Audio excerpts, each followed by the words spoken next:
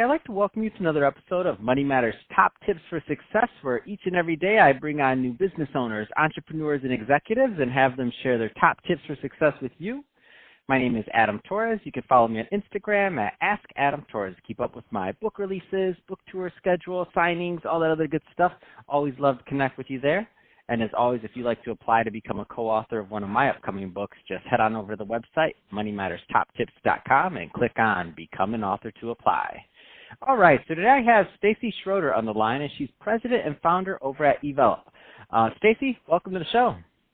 Thanks, Adam. Glad to be here. All right, so I'm excited about today's topic. So getting into, starting a business, the necessity of investing in yourself and your personal growth. I mean, all those are great topics that a lot of business owners, entrepreneurs, and executives listening, and we all need that message. But before we get into that, let's just get a little bit further into your background. So how did you get started in your career? That's a really good question. So my background is in engineering, believe it or not, but I'm one of those people who has always liked interacting with others, and my passion really comes from helping connect people with the opportunities and skills they need to be successful. So during my time in manufacturing, I was always involved with training new people, with creating programs, mentoring, coaching, etc. So it was a natural progression into more learning and development roles within manufacturing companies, and then most recently within a couple trade associations where I represented the workforce development needs of upwards of 80,000 people across the country. Wow. So I think that's a good transition. Let's get right into what you're doing over at EVelop. So tell us a little bit more about the company, please. Yeah, so I was so excited to get the opportunity to start my own company. And as you know, as an entrepreneur, it's a little bit scary, but exciting all at the same time to make that leap into business ownership.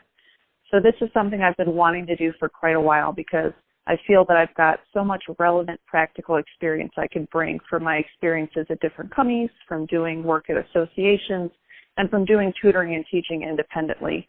And I wanted to be able to make the right decision calls for my clients without a lot of overhead or a lot of steps in the process that are going to slow down the results that we're looking for. So we launched in November of 2019. We're already doing some great contract work with a couple national trade associations focused on women in manufacturing, and then also the metal forming space. And we're also doing some great work in the Cleveland area with the Institute for Management Studies, which provides monthly live leadership training, supplemented with virtual coaching sessions, micro-learning videos, and that full support to make it a learning journey. So everything we're doing is around helping people develop the skills and competencies they need to be successful, not only in their current role, but prepare them for success in their future roles as well. Man, that is so exciting. I love to hear what you're doing, and I love to hear you rock and rolling over there. Contracts going, new clients, new partnerships, lots of action. I love it. So let's talk about today's topic. So investing in personal growth and development. I mean, first off, I'll be the first to admit throughout my years, I'm a huge fan of investing in personal development and mentors and coaches. I mean, without those things, I just feel like it cuts down the amount of time that it needs for you to learn and for you to grow and also for your development. Let's get to that. So what are your thoughts on what the importance of it are? Yeah, I mean, you're totally right, Adam. It's folks like you that have figured out that to continue to be successful in your career and enhance your trajectory, you need to invest in your most important asset, which is yourself. So that's what really drove me to get into training is people are a company's most important asset, and we each as individuals need to do what's best for our own growth, both personally and professionally. So some of the things that I've started doing that I'm happy to share with others, consider reaching out to your network to get a list of books to read. So I've gotten, 50 books from folks in my network, and I've started to read those throughout 2020. I'm listening to podcasts more regularly. I'm reaching out to people that I find are doing the right thing and trying to learn best from them. I also recommend getting outside your comfort zone. So try taking some classes at the local library, community center. Maybe it's an art class. Maybe it's learning how to use the 3D printer at your library. Maybe it's public speaking, Toastmasters. Do something a little bit out of the routine to get your creative juices flowing. And then start, joining groups. Maybe it's meetup groups. Maybe it's a cookbook club. And then I really can't emphasize enough doing something along the lines of mentoring. So not only looking within your network to figure out who you might want to learn from, but how can you pay it forward and give back to those in the community? Because each and every one of us has skills and experiences that others can learn from. That's awesome, Stacey. And I'll be the first to say, if somebody wants to learn, if somebody wants to grow, they should probably listen to every single episode of my podcast. When you're self-promoting. No way, don't do that. Right. There's too many episodes. If you did that, you wouldn't make any money because you'd be sitting down listening to me talk all day. You have to get out there and work and do something. But I had to throw that little self-serving mark in there. Sorry. So that being said, there's a lot of people out there. It's 2020. We're just getting started, and it's brand new year, brand new decade. For those that haven't taken those steps, so you gave us a lot of options. What do you think is maybe the most important first step that somebody should say, I can't commit to doing all these things. I can't do a whole life change at once, but I can do one thing. For you, what would that one thing be? You know what? That's a great question, and it's actually something that I just did with a group of fellow entrepreneurs in Cleveland a couple weeks ago. We got together and we did what's called a vision board. So we pulled together magazines and other paper resources, and we flipped through as a group for about 45 minutes to an hour, picked out words and images that resonated with us, and really wanted to think about what are we trying to manifest for ourselves for 2020. So I'm looking at mine right now. So some of the things that resonated with me were playing on a different court. So it's okay to play by your own rules, define success in a way that matters for you. So it's important to look at your competition and understand it, but at the end of the day, do what's best for you.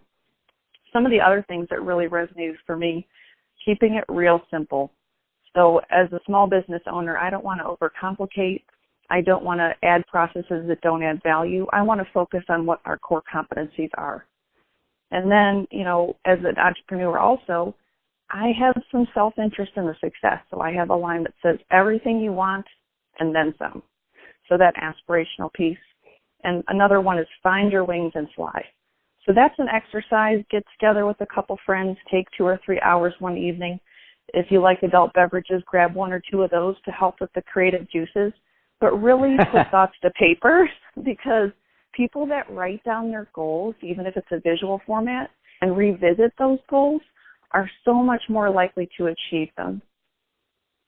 Oh, that's awesome. And that's funny. I started off my year that way. I haven't done an actual real vision board. I started with doing one, I remember, on the phone, or I used some program or something else, but I don't know. I need that, something about clipping it out. And maybe it's I'm just an old-fashioned vision boarder, if that's a verbal word. But something different about actually going out there and doing it, and new things happen. So on this particular vision board, I haven't done one. It's been probably at least 5 years, might be going on 7 years since I've done one or even had one out. And this year, something really weird happened on my board. I was looking more for direction versus things. So normally when I was younger, when I just kind of graduated college, I had nothing but, let's just say, material items on there. Yeah. And thinking about that. And now what's odd is that as I was looking for material items, I didn't really have as many of those to put on there. But what I did end up doing was I ended up drafting a board of directors. So I have a lot of people on there.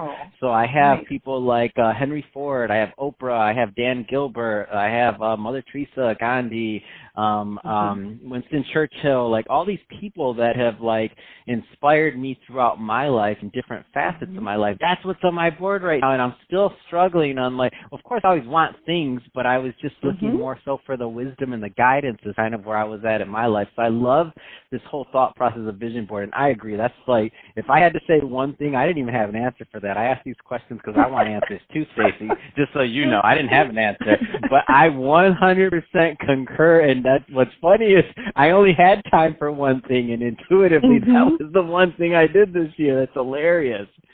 Oh, that's great. I love some of those people you mentioned, and especially Dan Gilbert. I grew up in the Detroit area, and now I'm based in Cleveland, and he's really done so much for both of those communities.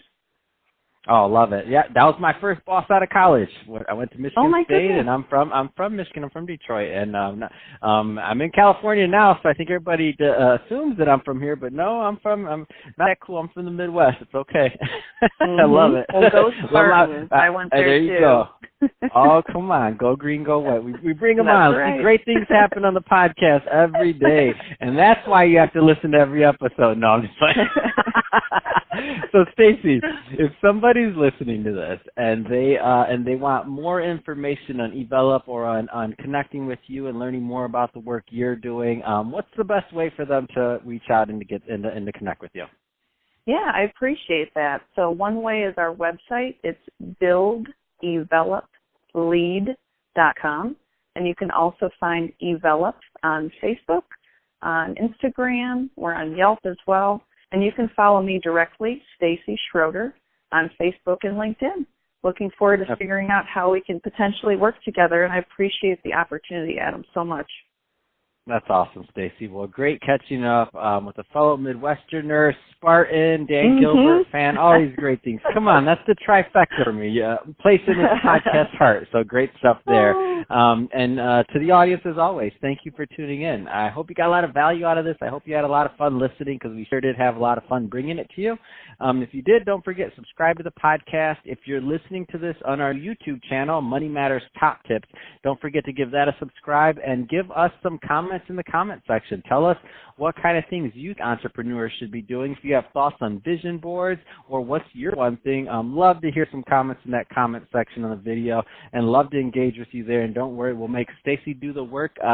We'll outsource answering those to Stacey, so don't worry, they're going to be good. And Stacey, and now that I've signed you up for some work, thank you again for coming on the show.